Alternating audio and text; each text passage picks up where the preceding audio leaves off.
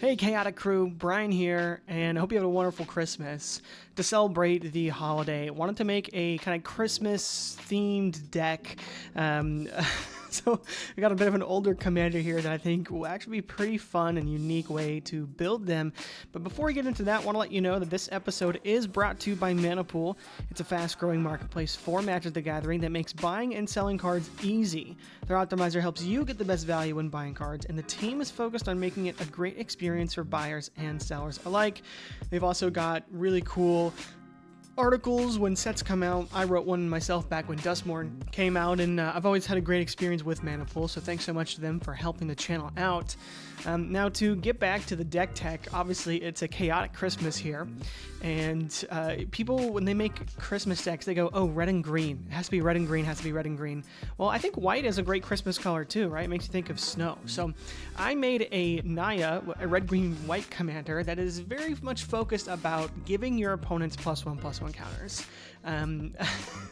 Kind of interesting way to go about it. It is a group hug style deck, very unorthodox for this commander and this color combination as well.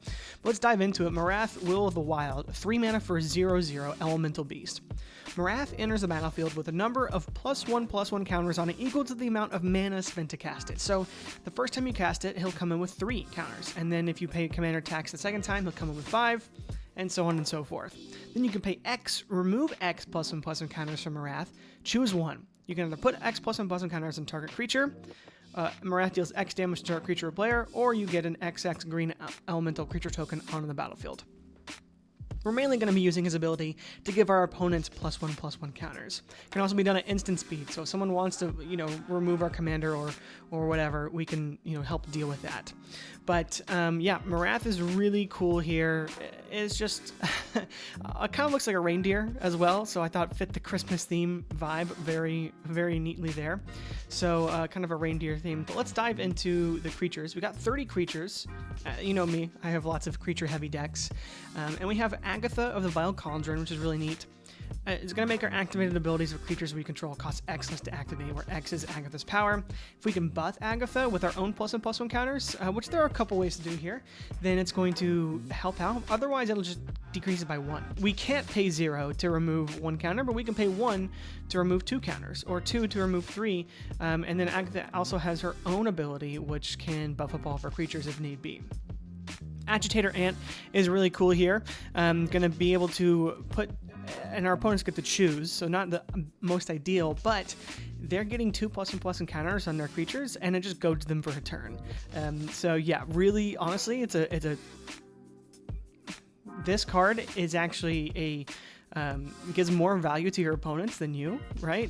But it is incentivizing them to attack elsewhere and also giving your opponents +1/+1 counters. So actually really great in this deck, what it wants to do. We really want to buff up all of our opponents' cards, and then we do have a win con in here that can take our opponents' creatures and whatnot, but really it's all about giving everyone gifts, right? And speaking of giving other people things, we do have Alexios in here.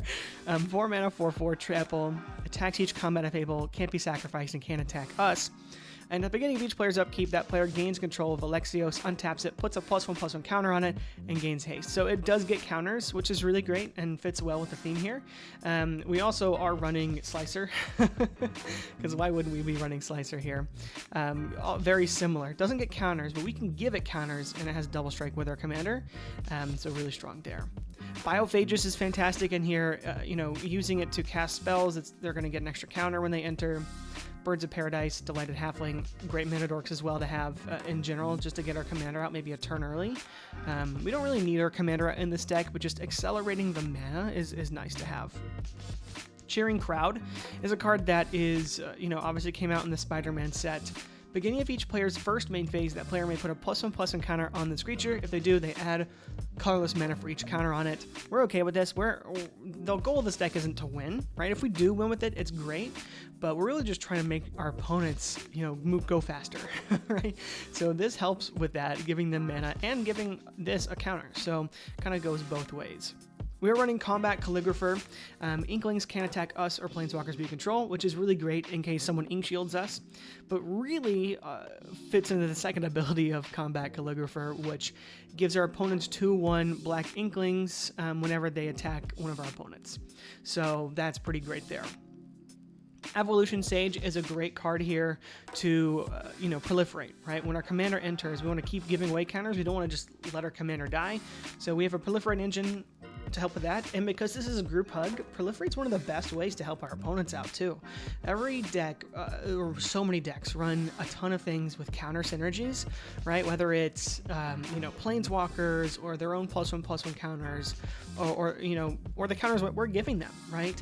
Evolution Sage is great to help with that, as well as some of our other Proliferate cards. We got a couple more in here to talk about. Fireman Commando is great.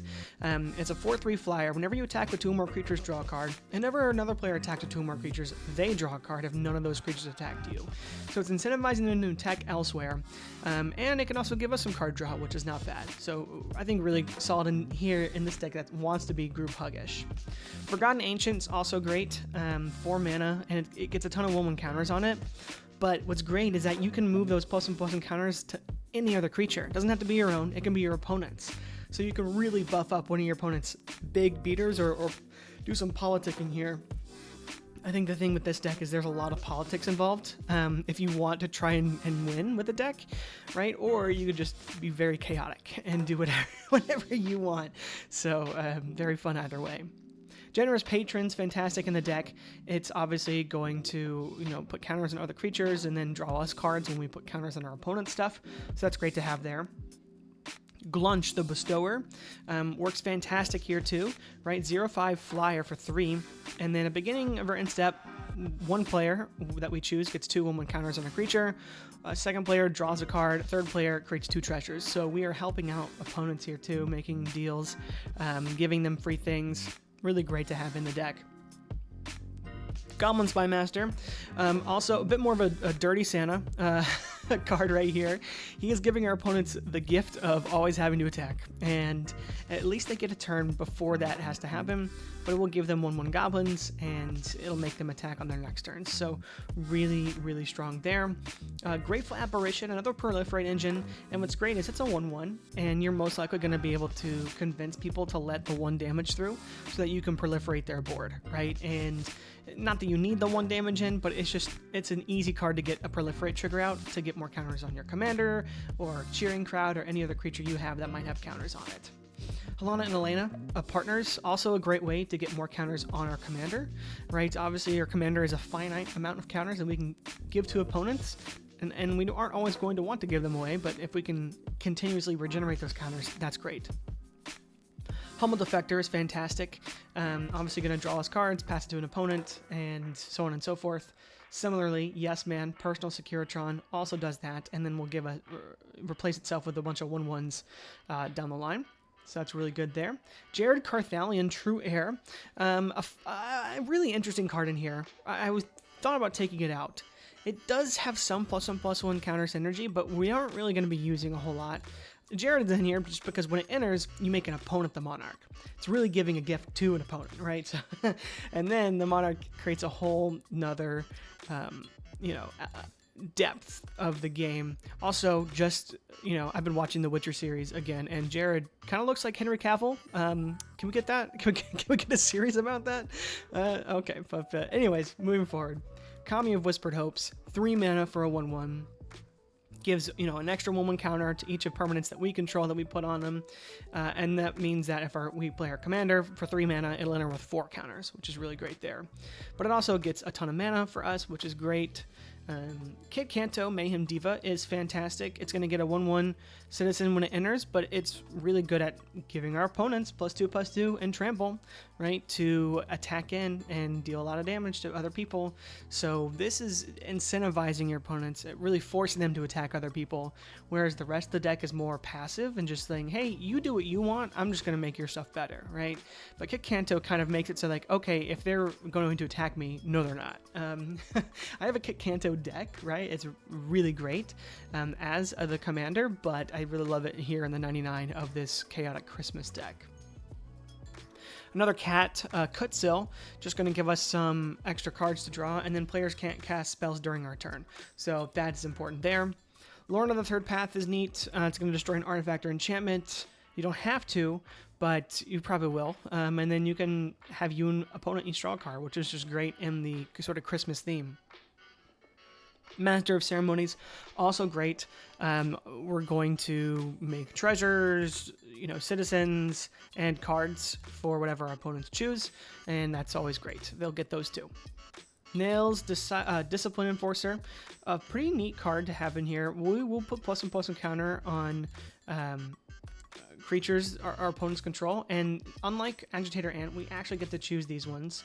They are targeted, so if they have hexproof, they can't work that way, but each creature with 1 or more counters on it can't attack you or planeswalkers you control unless its controller pays X, where X is the number of counters on that creature. So buffing up our opponent's creatures and then kind of giving us a bit of a Pillow 40 effect, but really easy to get by just by removing nils. So, we're not worried about our opponents attacking us. We're just, like I said, just trying to buff up everyone on the board. So that's really good there. Last real proliferate card in here is Patrolling Peacemaker. It's going to enter with 2/1 counters on it.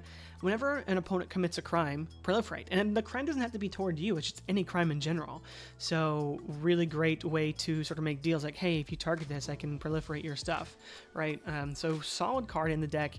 Again, the proliferate engines are great. We don't need a ton of them, but having a few is really kind of icing on the cake. Rootweaver Druid is fantastic too. When it enters the battlefield, each opponent may search their library for up to 3 basic land cards. Then they each put 1 of those cards on the battlefield tapped under your control, and the rest on the battlefield under their control. Then each player who searched their library this way shuffles it. So if say you have a pot of 4, and each opponent gets 3 lands, they will all end up with 2 lands each, and you'll end up with 3 more lands each. And they'll all enter tapped under your field. So you come out +1, 1/1 for each opponent, but you are giving your opponents more value.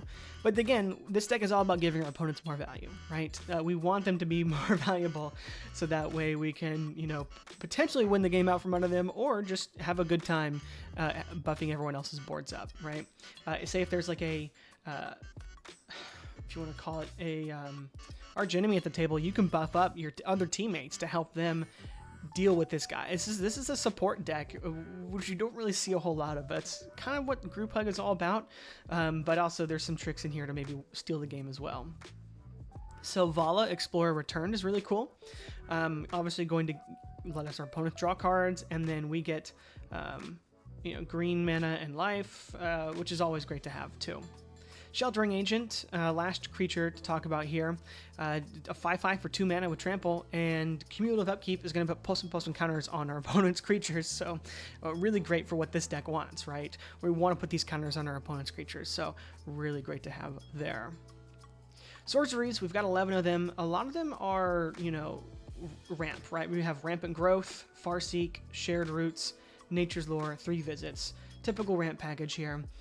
We also are tempting with Discovery, which can give our opponents land. It's similar to the Rootweaver Druid, except it's only each opponent may get 1 land. You will also get any land you want from your deck, and then for each land your opponent's got, you will get an additional one. There's nothing really here to get with us. Like, we don't get a massive value off of this. It just gives your opponents a chance to get lands if they want that too.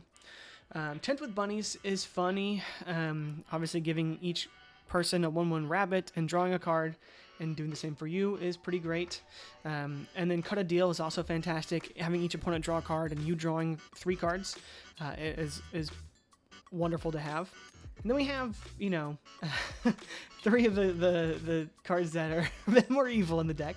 Promise of Loyalty is great, right? It's, hey, you get to keep your best thing, but it can't attack me at all. So really great here as far as like a reset if you think you're really far behind. Other great way to do that is Tom from the Rampart. Go to all your opponent's creatures and they can't block until your next turn. So really, really solid to have there. And then Insurrection as a game winner, right? We do maybe want to win a game or 2 with this. Insurrection's a great way to do it, right? We're buffing up our opponent's creatures. What better way to win the game than to steal them, the creatures that we invested into, and kill our opponents with it. So that's pretty cool there. We are running 8 instants. Just some removal here. Generous Gift, Beats Within, Borrow's Charm is some semi-protection, Chaos Warp. We are running Heroic Intervention. Funny enough, I don't have any of the gift-a-card spells from Bloomburrow, but if you really wanted to make it more of a Christmas-themed deck, you might want to run those gift spells. But yeah, no, Deflecting Palm I think is one of the greatest gifts that keeps on giving. Pretty much, if someone is like an Infect deck and really is, trying to gun out for you or deal some commander damage, then Deflecting Palm is really great against those like Voltron-y strategies. Path to Exile is another like generic removal spell. And it gives them a land though, so that they get something. And then Immortal Obligation is really cool. It returns a creature from an opponent's graveyard to the battlefield under their control, and as long as that creature has a duty counter on it, it's goated, can't attack us, and can't block creatures we control. So it's essentially just benefiting our opponents with a slight upside for us. So really cool to have here. And then artifacts. Most of these are helping everybody out, right? We do have Agatha's Soul Cauldron for us to exile cards from graveyards and put plus and plus some counters on our creatures, which will help, right? We don't really have any activated abilities except for like Selvala, Lorna of the Third Path, and then like Humble Defector. We could do Humble Defector and copy that ability with Agatha's Soul Cauldron, but there's not a whole lot to go off of here. Marath is something we could copy if we wanted to, but it's mainly just to get counters on our creatures and exile cards from graveyards. And then Arcane Signet to help with our ramp. Spectral Searchlight also does that, but we can give it to any player, not just us. So another great, political piece there. Buckner's Everfull Purse is fantastic, and every game I've played it in, everyone loves this card. It gets passed around the table, and everyone gets to roll it and get some treasures. It's a really good card overall. Helm of Awakening makes all of the spells cost 1 less to cast, so it helps our opponents and us.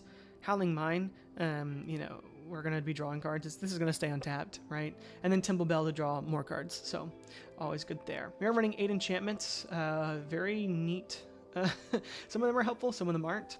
Branching Evolution just gives us double counters, which we care about when they get put on creatures we control. Curse of Opulence, right? We can put it on opponents and have, maybe balance it out later in the game by buffing them up and giving their creatures counters, but really this helps, everyone else ramp. Descent into Avernus helps everybody ramp, speeds the game up a lot, which we love that. Duelist Heritage can give any creature double strike during every combat, so really good for not just us, but our opponents as well. Rhythm of the Wild, right, just gives our creatures more counters or haste if we want that, and makes them uncounterable. Rites of Flourishing gives everyone else additional lands and cards to draw. Shining Impetus gives us treasures, but also gives opponent creature +2/+2. And then World War Hulk is neat. It's, you can cast a spell for free, then you put counters on it the next turn, and then you double a creature's power and toughness and against trample on the third turn. So neat to have in here. Also not out yet, so can't get it right away. For lands, nothing crazy. Right, we do have some dual lands here. Jetmir's Garden, of course. Abandoned Air Temple to get plus and plus encounters on our creatures. But other than that, Kessid Wolf Run, Reliquary Tower, pretty normal things to have here. Nothing crazy. Let's do a little play test. And I don't hate this hand. We do have 3 lands and some ramp and whatnot. So yeah, let's go for it. So Path of Ancestry we'll start out with first. And then next turn, Cheering Crowd's not bad to have, because that actually ramps us out next turn. So let's play Bountiful Promenade, play Cheering Crowd, right? And then this can actually give everyone mana, and we're okay with that. We're okay with people moving faster. That is not a problem for us. So let's do that. So this may get 1 or 2 woman counters on it. Maybe people will be afraid to put counters because that means everyone else gets mana, right? We are going to get the most out of it when it comes to our turn, but then everyone else is continuing to get more and more mana. So this really accelerates the game too. Someone may want to remove it if they've played with it a lot. I don't know. It definitely is a bit of a chaotic card for sure. But on our turn 3, let's say we get 2 colorless mana because one person decided they wanted it. So we have 4 mana now, 5 to work with. We could play Kami of Whispered Hopes and Sheltering Ancient, and I love that. Both of those, right? And then we can play more stuff next turn. Maybe like Yes Man and Marath. I think that is a great idea, right? Drawing cards with Yes Man is honestly important so that we can refuel our hand with the mana that we're about to generate. So I think that is a great idea. So let's play Kami, Whispered Hopes, and Sheltering Ancient. And, cumulative upkeep, give a counter to an opponent's creature. On our next turn, let's say we get now 4 or 5 colorless mana. We have tons of mana now to spend. But it's only colorless, so it's not amazing. We can't do our... Oh yeah, we can actually. Kami of Whispered Hopes can give it... Oh my gosh, and this is doubling the counters that Cheering Crowd gets, so we probably have a lot more colorless mana that we can spend. But we have very limited colored mana, unfortunately. So maybe instead of Forest, we play the Stomping Ground and pay 2 life. So we can have a red if needed. But yeah, we're going to tap this and use some of the colorless for Yes Man. And then 1, 2, 3 for Marath. Right? And we could, at instant speed, tap this to remove a counter and put 2 counters somewhere else. On like Kami of Whispered Hopes. I actually don't hate that at all. But yeah, there's a lot of things we could do there. And oh wow, you could actually remove a counter for Marath, right? With Kami of Whispered Hopes, and then put a counter back on Marath with its ability. But with Kami of Whispered Hopes, it gives it an extra counter. So that's actually really cool. You can buff your own counters that way. That's neat. Would probably want to give a Kami Whispered Hopes a counter first so we can tap for more colored mana. But that's really cool how that interaction works. And then we have Yes Man to draw some cards next turn. So let's see what this next turn brings us. We do get another Plains, which is great to have.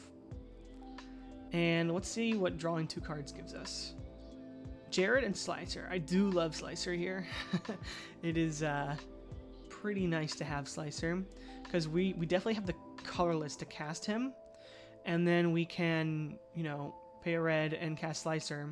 And then we can move a counter or 2 to Slicer from Marath. And this is going to be the gift that keeps on giving too. So very neat game there. Okay, let's tackle this hand. This hand's not bad. So, first off, start off, play Path of Ancestry again. And next turn, play Jetmir's Garden tapped. And then next turn, I guess we play a Commander. We don't really have a whole lot else we can do here. Actually, it's Branching Evolution into our Commander. Well, actually, Fireman Commando. This card's really good to have and makes it so maybe people don't attack us so they can draw cards.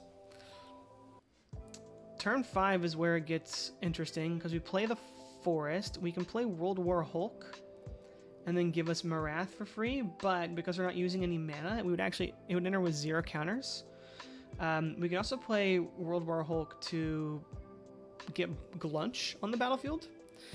And then we can start doing the Glunch shenanigans, right? That's pretty important to have.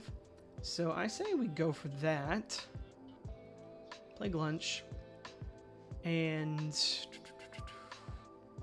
beginning of our end step, we probably will put 4 counters on like Glunch to make it a 4/9 flyer. And then maybe have someone else draw a card and a third player create 2 treasures. We don't really have need for the treasures. We could draw a card, but we also get more +1/+1 counters than our opponents do. I don't know, something to think about. Or we give someone else the counters. We could draw the card ourselves. And drawing a card would get us a mountain. So not amazing, but also not terrible, right? We could go like this for a couple turns, right? Obviously next turn, we're going to play Marath. I don't think anyone's going to attack us. Like, yeah, we have a big board. We're not really that scary though.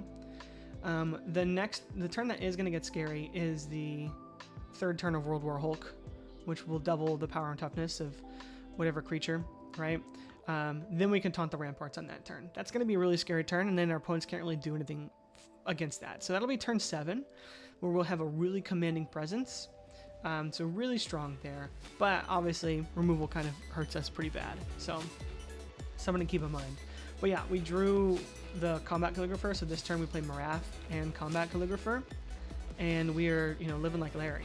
And then we can even draw a card with these 2 flyers, right? And then we have another flying blocker.